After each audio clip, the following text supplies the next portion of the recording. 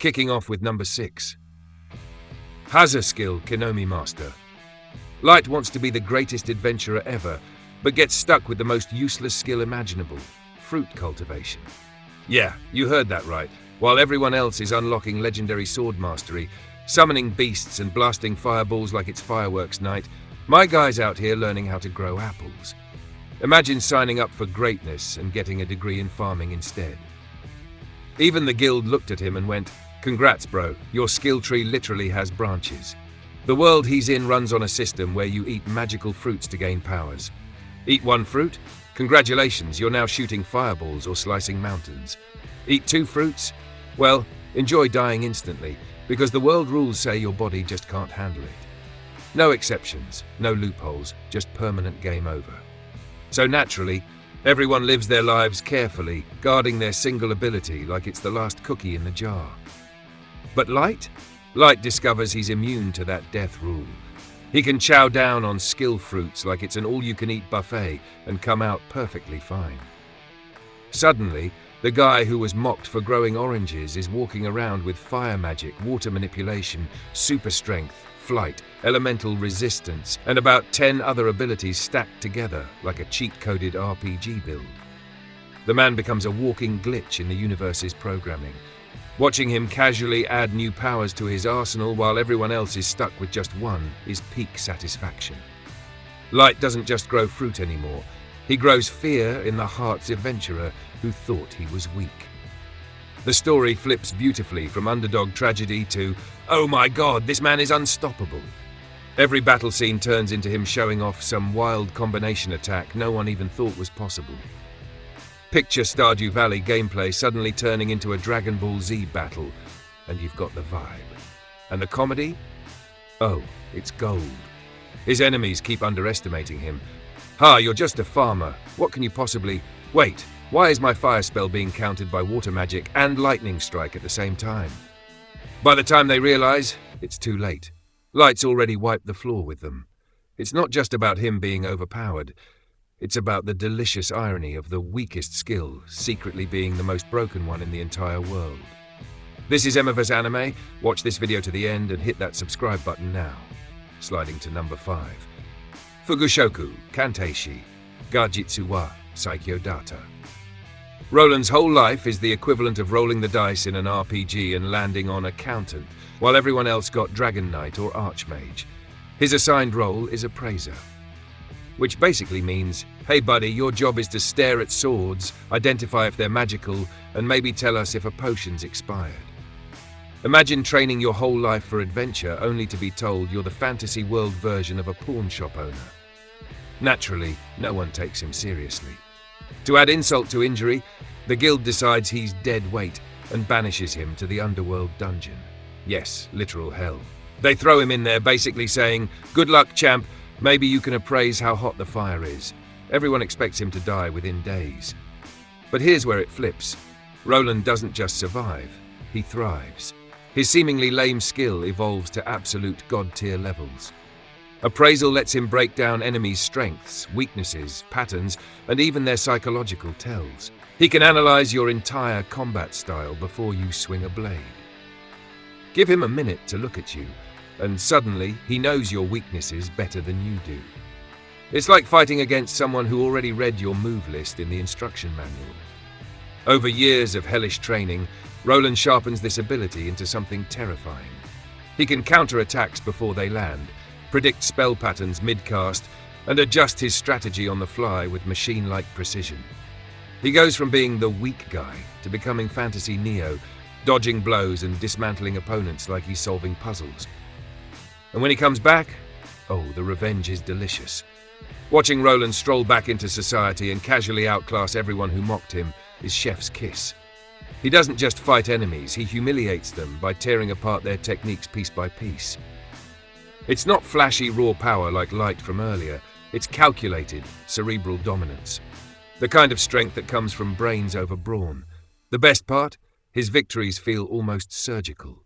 He doesn't just want to win, he wants everyone to know exactly why they lost, down to the smallest detail. Roland is proof that information, in the right hands, is the deadliest weapon of all. Landing on number 4, Clevertess. Maju no o to akago to kabane no yusha. Talk about flipping tropes upside down. Kurisu, our main character, dies before the opening credits even finish. But instead of fading into obscurity, he's resurrected as an undead hero with one mission: babysit the newborn demon lord. Yes, you heard right, he's basically the world's strongest babysitter, and trust me, it's a lot more badass than it sounds. Being undead comes with perks that make your standard adventurer look like tissue paper. Kurisu doesn't feel pain, he never gets tired.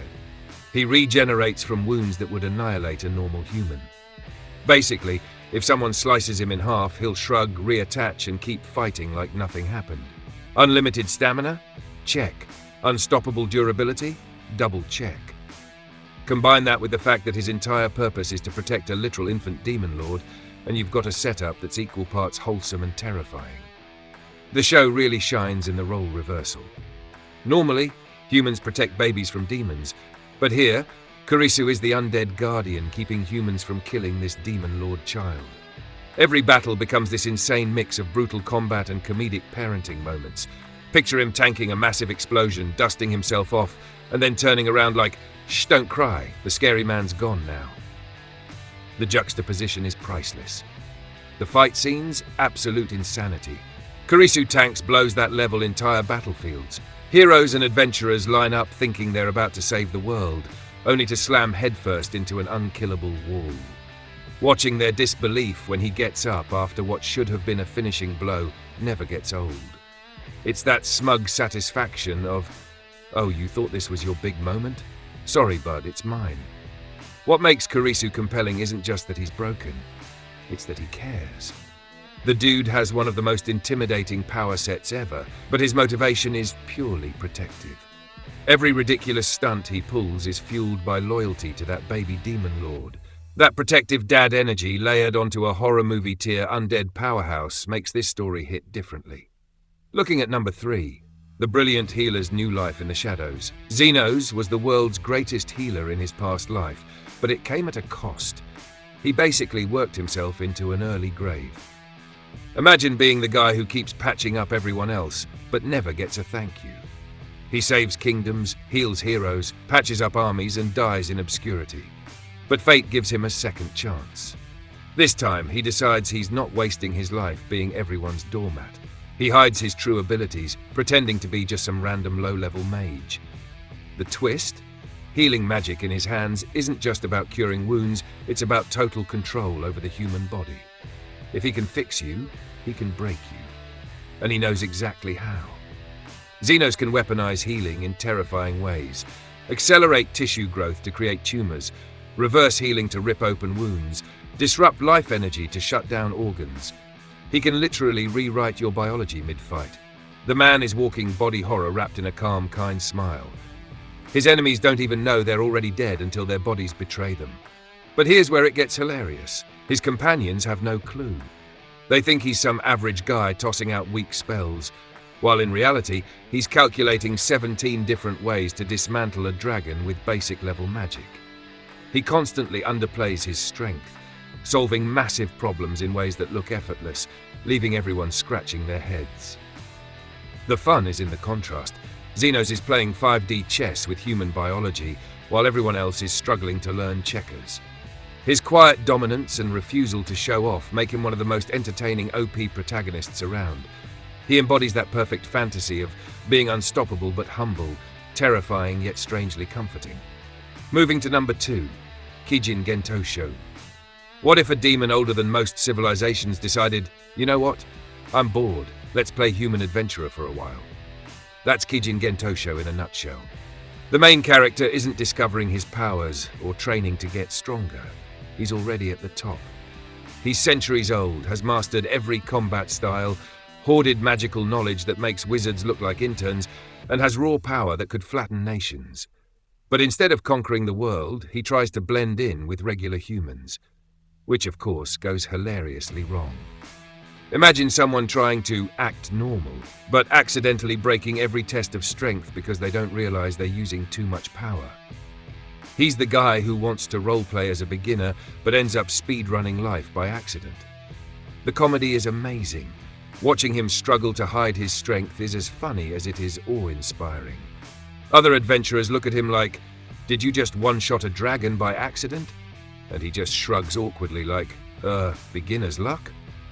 Meanwhile, his companions are desperately trying to rationalize the impossible things he does. The action sequences, pure carnage. Unlike most anime where the MC gradually levels up, this guy starts maxed out.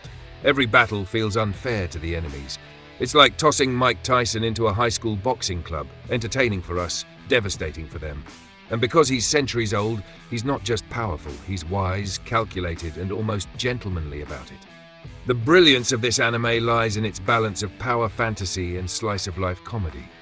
It's not just about him being strong, it's about the hilarious situations that come from trying not to be strong in a world where everyone else is weak, and claiming the #1 spot. Yusha party wo tsuiho sareta shiro madushi. Lloyd's story is every anime fan's guilty pleasure. The classic "you're too weak, get out" trope flipped on its head. His hero's party ditches him because they think his white mage healing magic is useless. What they don't realize? Lloyd isn't just good at healing, he's absurdly broken. White mages are usually the supportive background characters, but Lloyd takes that archetype and cranks it to god tier. His buffs make allies untouchable juggernauts. His barriers can block attacks strong enough to level fortresses. His healing? It's so advanced it can literally reverse death. He doesn't just keep his team alive, he elevates them to overpowered levels where entire battles look like unfair curb stomps. The beauty is in the irony. His old party struggles without him, realizing too late that he was their golden ticket to greatness. Meanwhile, Lloyd builds a new squad that skyrockets to fame and dominance thanks to his abilities. His revenge isn't bloody, it's pure success. Watching his new allies rise to legendary status while his old teammates wallow in mediocrity is deeply satisfying. And through it all, Lloyd stays humble. He's not flaunting his strength or seeking revenge, he's just being himself. And the results speak louder than any fight ever could. That combination of humility, overwhelming power, and vindication makes him one of the most compelling OP characters in recent fantasy anime. These 6 anime prove that overpowered doesn't mean boring when the writing's on point.